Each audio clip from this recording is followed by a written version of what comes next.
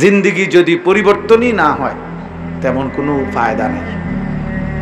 এই আয়োজন আরো বড় মাহফিল হইতে পারে, মাহফিলে মনে করেন 10 লক্ষ লোক হয়েছে, তো কি আমনের কিতা মানুষ হয়েছে আর 10 লাখ, তো আমনের কি হয়েছে? আপনার নিজের হৃদয়ের হালাত কি সেটা না দেখার বিষয়। আমার কলিজার ভিতরে কোনো অনুভূতি আসছে কিনা, আমার কোনো বিবেক জাগলো কিনা, আমার ভিতরে কোনো নড়াচড়া হয়েছে কিনা, আমার হৃদয়ের সাগরে কোনো নড়চড় হয়েছে কিনা, সেটা হলো দেখার বিষয়। 10 লাখ মানুষ আসছে, 10 লাখ মানুষ চলে গেছে, তো হয়েছেটা কি? হয়েছেটা কি? এই জন্য দোস্ত এটা বোঝা উচিত। প্রতিটা ওয়াজ, প্রতিটা নসিহত, প্রতিটা বয়ান যারা বলে তারাও কষ্ট করে বলে, যারা আয়োজন করে তারাও কষ্ট করে আয়োজন করে, আপনারা যারা আইসা বসছেন তারাও কষ্ট করেই বসছেন। সেই কষ্টের বিনিময়ে যদি নিজেদের হৃদয়ের মধ্যে কোনো অনুভূতি না আসে, ফিকির না আসে, কোনো ভাবনা না আসে, তাহলে কি লাভ হলো?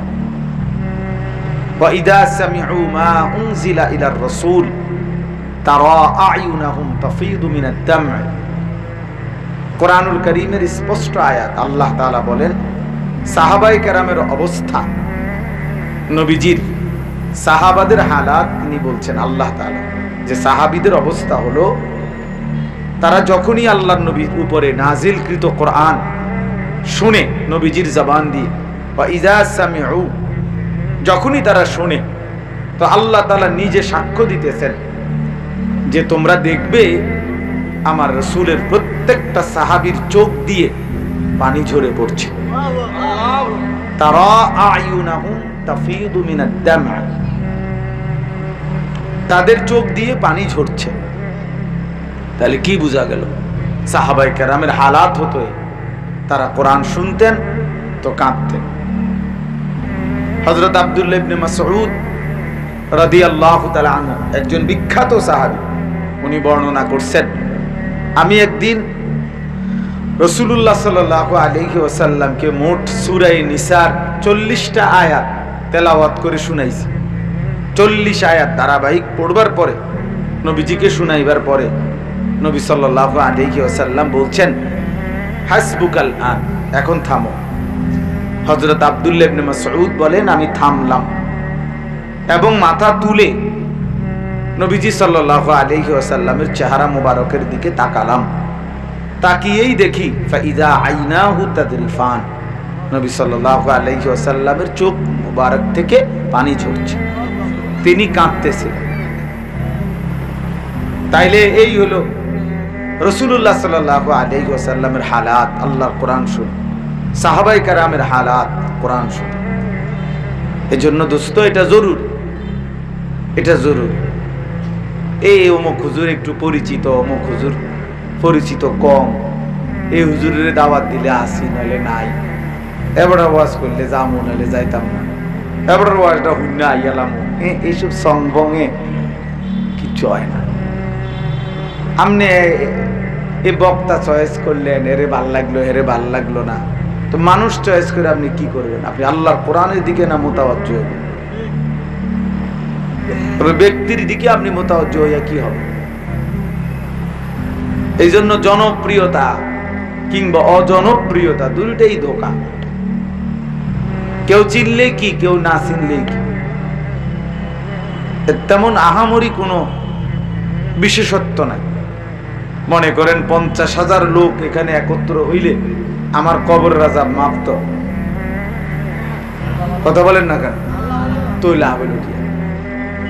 তাইলে আর লাভ হইল কি? আর 5 জন শুনলে আমি ব্যর্থ নাকি? কি বলে? তাইলে এই জন্য সফলতা কিংবা ব্যর্থতার জন্য সংখ্যা কোনো বিষয় নয়। কোরআন শরীফে আছে 3 জন রাসূল, সূরা ইয়াসিনের মধ্যে আছে 3 জন রাসূলের দাওয়াত দিছে একটি এলাকায়, 3 জনে মিলে দাওয়াত দিছে দিন রাত। ওই 3 জন নবীর হাতে, রাসূলের হাতে শেষ পর্যন্ত কালেমা পড়ে মুসলমান হইছে সির্ফ একজন। একজন একজন। ওয়াজাআ মিন আকসাল মাদিনাতি রাজুল, কয়জন হুজুর? একজন না, রাসূল কয়জন? তিনজন। ফাআজ্জাজনা বিসালিসিন ফাকালু ইন্না ইলাইকুম মুরসালুন। তাহলে রাসূল তো তিনজন। সূরা ইয়াসিনের আয়াত, ওয়াদরিব লাহুম মাসালান আসহাবাল কারিয়া ইয জাআহাল মুরসালুন। তিনজন রাসূল, উম্মত কয়জন? একজন। তো কি সে ওনারা ব্যর্থ? এটা মনে রাখতে হবে, এটা বুঝার বিষয়। ওলামায়ে কেরামেরও এটা বোঝা উচিত, ইমাম সাহেবকেও এটা বোঝা উচিত। হ্যাঁ, আমি কইলে আর শুনবো কেডা হুজুর? এলে কই না, না এলে কর না, আপনি বইবে মোবাইল থেকে। অনেক খামখেয়ালি আর কি। আরে ভাইয়া, আপনি আপনার 5 জন মুসল্লিকে বলেন, অসুবিধাটা কি? আপনার 2 জন মুসল্লিকে বলেন। না না, হইতো না, কইতাম না, বলতাম এটা ঠিক না। প্রত্যেকেই যার যার অবস্থান থেকে আল্লাহর কথা বলা দরকার। প্রতি কণ্ঠ যদি আল্লাহর কথা আওয়াজ বের হয়, মুসলমানের ঈমান, ইসলাম, দ্বীন আরো আগে বাড়বে, আগে বাড়বে, আগে বাড়বে। আমাদের প্রত্যেকের জিম্মাদারি এটা, আল্লাহর কথা বলা, কোরআনের কথা বলা, আখিরাতের কথা বলা। যে একজনের কে বলার সুযোগ আছে, আপনি একজনকে বলেন। আপনি 1 লাইন জানেন, 1 লাইন, ওয়ালাউ আয়া, 1 লাইনই বলেন, 1 লাইন, একবারই বলেন, 1000 বারই বলেন, বলতে থাকেন। হাটে ঘাটে, মাঠে বাজারে, উপরে নিচে, একাকী শূন্যে মরুভূমিতে রাসূলুল্লাহ সাল্লাল্লাহু আলাইহি ওয়াসাল্লাম সকল ক্ষেত্রে প্রতিটা সম্ভাবনাকে নবীজি কাজে লাগাইছেন। যেখানে কোনো সুযোগ তিনি ফেলে দেন নাই, বরং বলতে থাকছেন।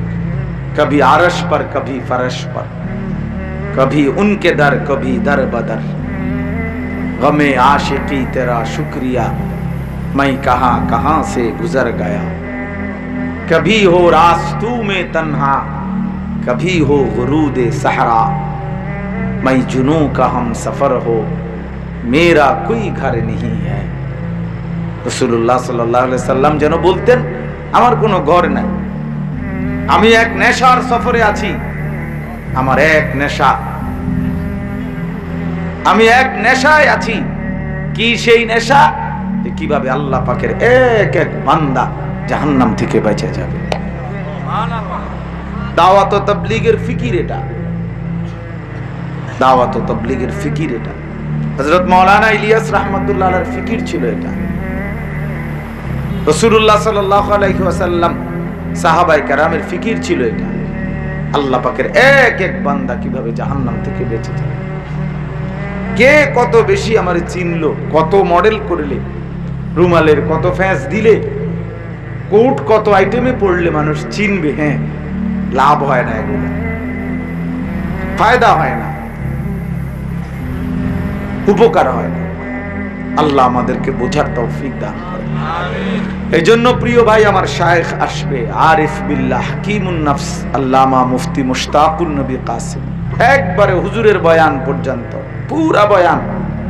যুবক ছেলেরা তোমরা শুইনো বাবা, ফায়দা হবে দোস্ত, দিল দিয়ে শুনতে থাকো। কোনো কথা কঠিন মনে হইলেও শোনো, ওষুধের মতো মনে হইলেই শোনো, বিষের মতো লাগলেও শোনো। এ দিলের মধ্যে ধাক্কা লাগতে লাগতে একদিন দিল থেকে আহাজারি আসবে, অনুভূতি জাগবে, বিবেক জাগবে। মেরি জাহাं বদল গই, হাওয়া কি রুখ ভি বদল গই। একদিন মনে পড়বে ইনশাআল্লাহ যে হায়, আমার জীবন বদলে গেল, আমার জিন্দেগির গতি পাল্টে গেল। আল্লাহ তাআলা তৌফিক দান করেন। তো ভাই বলতেছিলাম, আল আকসা, মসজিদ আকসা, ফিলিস্তিন, গাজা, এটা আমাদের রক্তের সাথে, আমাদের হৃদয়ের সাথে, আমাদের ইসলামের সাথে, আমাদের কোরআন, আমাদের সুন্নাহর সাথে ওতপ্রোতভাবে সম্পৃক্ত।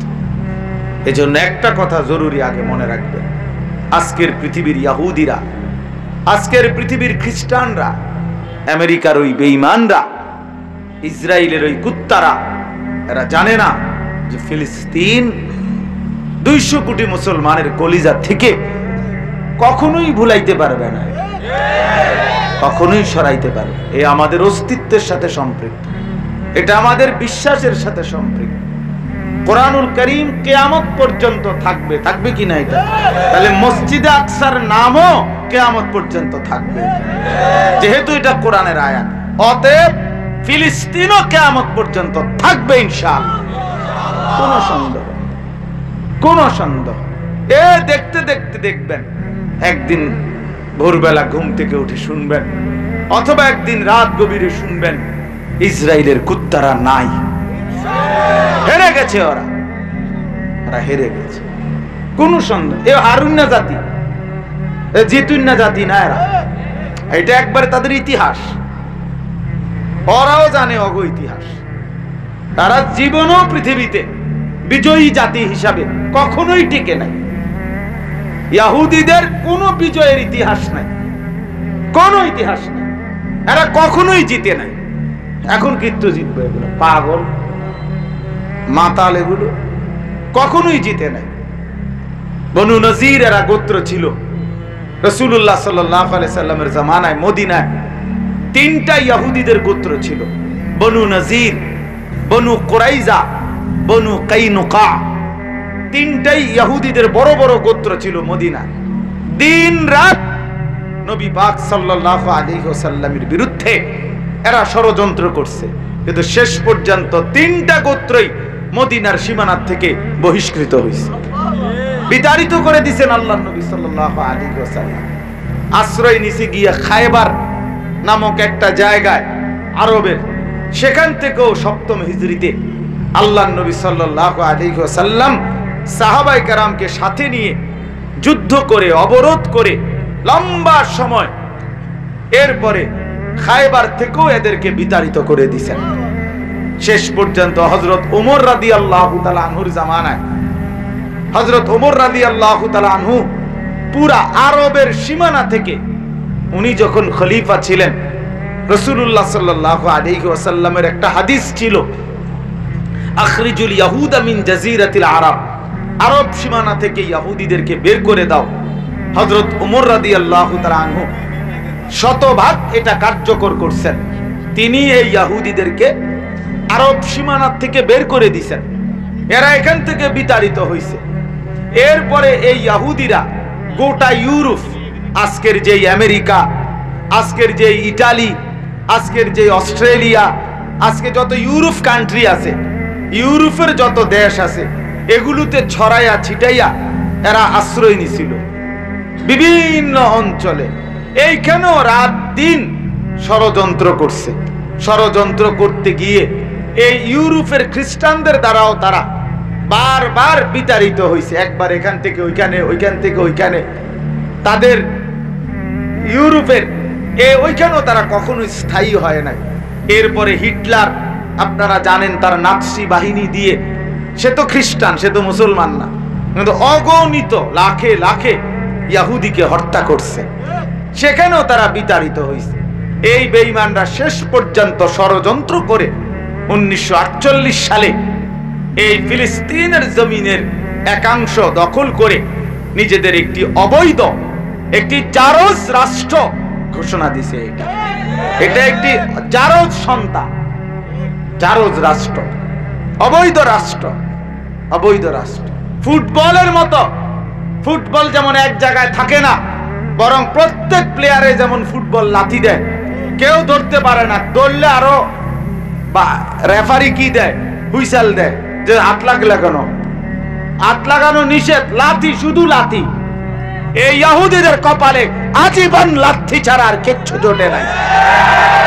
এই জন্য ইনশাআল্লাহ এখনো লাথি ছাড়া আর কিছু জুটবে না ইনশাআল্লাহ, কোনো সন্দেহ নেই, কোনো সন্দেহ নাই। খোদার কসম, যদি কোনোদিন শুনেন ফিলিস্তিনে আর একজন মুসলমানও বেঁচে নাই, একজনও বাকি নাই, খোদার কসম সেদিনও বিশ্বাস করবেন, ইয়াকিন রাখবেন যে তবুও বিজয় ফিলিস্তিনের হবে, মুসলমানের হবে, ইমানদারের বিজয় হবে ইনশাআল্লাহ।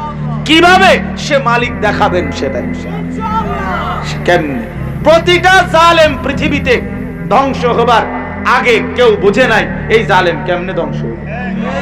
নূহ আলাইহিস সালামের কওম 950 বছর যারা জুলুম করছে, তারা যে 950 বছর পরে এরকম পানিতে ডুববা মরবে এটা তারা ভাবে নাই, এরা ভাবতেও পারে নাই, এরা ভাবতেও পারে না। কোরআন শরীফে আছে ওয়াফারাত তান্নুর, চুলা থেকে পানি উঠে গেছে। নূহ আলাইহিস সালাম ওনার ছেলে বেঈমান তারে ডাকছে, বাবা ফাইসা পর নৌকায়, ঈমান আন বাবা, ডুবে যাবি। হে কইছে সাআবি ইলা জাবালিন ইয়াসিমুনি মিনাল মা, আমি পাহাড়ের উপরে উঠে যাব, ওইখানে পানি আসবে না, পানির থেকে বেঁচে যাব আমি। সে ভাবছে তার পানি পাহাড়ে উঠবে না। তাহলে এরকম শেষ মুহূর্ত পর্যন্ত বেঈমান জালেম মনে করে আমার সব ঠিকঠাক আছে, আমার সব ব্যবস্থাপনা আছে, আমার ধ্বংস হবে না। কওমে লূত বলেন, কওমে হুদ বলেন, কওমে সামুদ বলেন, কওমে সালেহ বলেন, কওমে শুআইব বলেন, ফেরাউনের কওম বলেন, নমরুদের বাহিনী বলেন, সাদ্দাদের বাহিনী বলেন, কারুনের বাহিনী বলেন, কোন জালেম পৃথিবীতে শেষ পর্যন্ত টিকে নাই, কিন্তু ধ্বংস হবার আগে বুঝে নাই, কেউ বুঝে নাই। ফেরাউন বুঝেও নাই, হেঁটে যে এখন সুবানি খাবে। সামনে মুসা আলাইহিস সালামের বাহিনী নদীর উপরে 12টা রাস্তা হয়ে